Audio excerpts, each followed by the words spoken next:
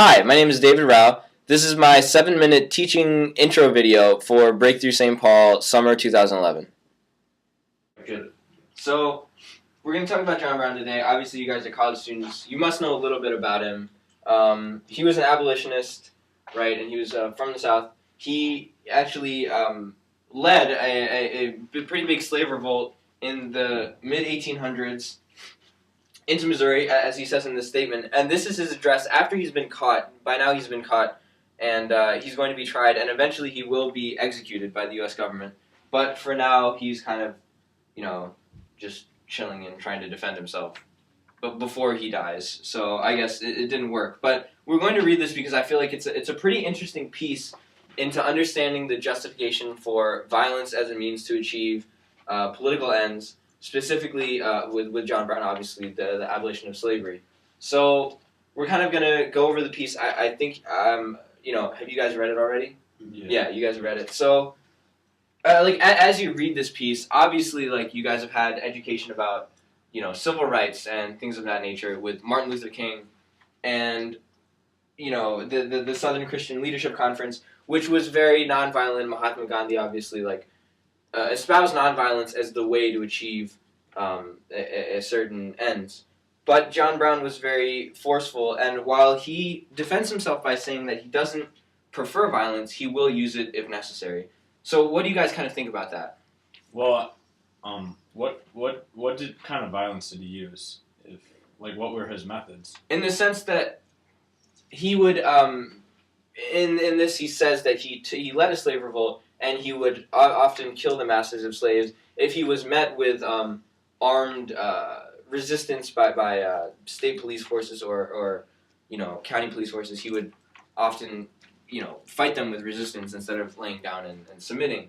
So in that sense, he did kill for his political ends. So what do you guys think of that morally? What do you think?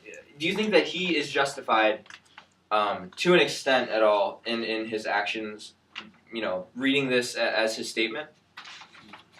Yeah. I don't think violence is really ever justified, but I think in his case it sounds like his overall goal wasn't just violence, and obviously there was a big war over slavery, so it needed some.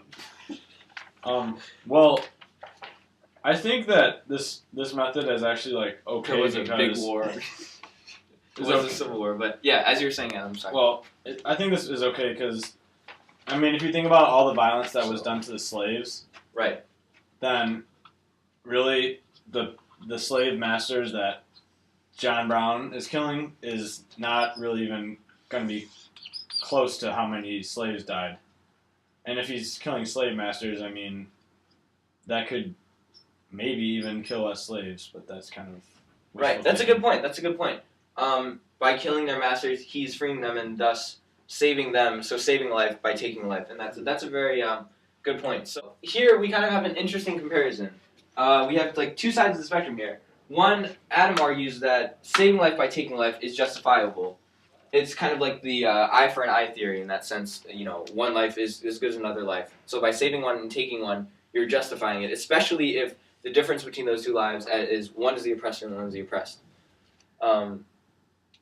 The next is that we have violence is never acceptable, which is what John was saying. Violence is never acceptable in achieving political means, which is a noble theory. And, we have Martin Luther King Jr. and Mohandas Gandhi, as I mentioned earlier, to attest to that. The power of nonviolence, the power of civil disobedience.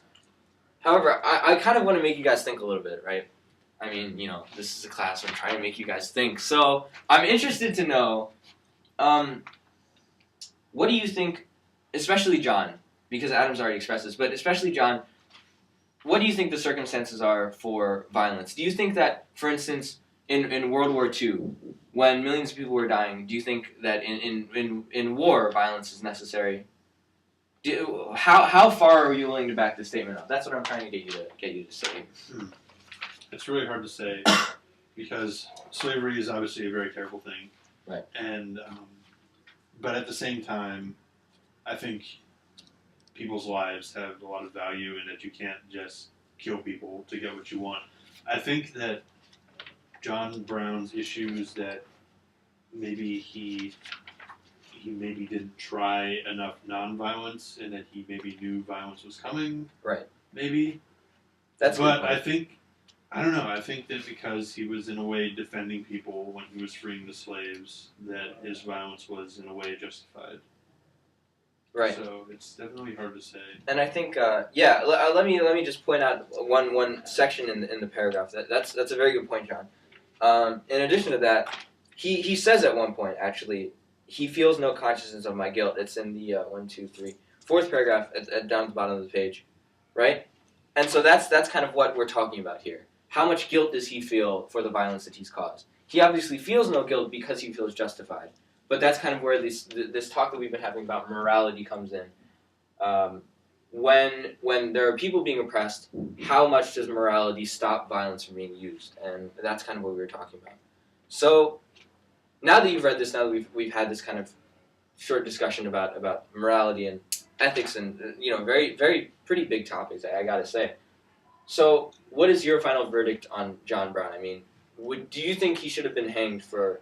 Keep in mind that the death penalty is still there for many states for murder. So, do you think that John Brown should have received the treatment that he received, based on reading this, his own defense and what we've been talking about? Anyone know?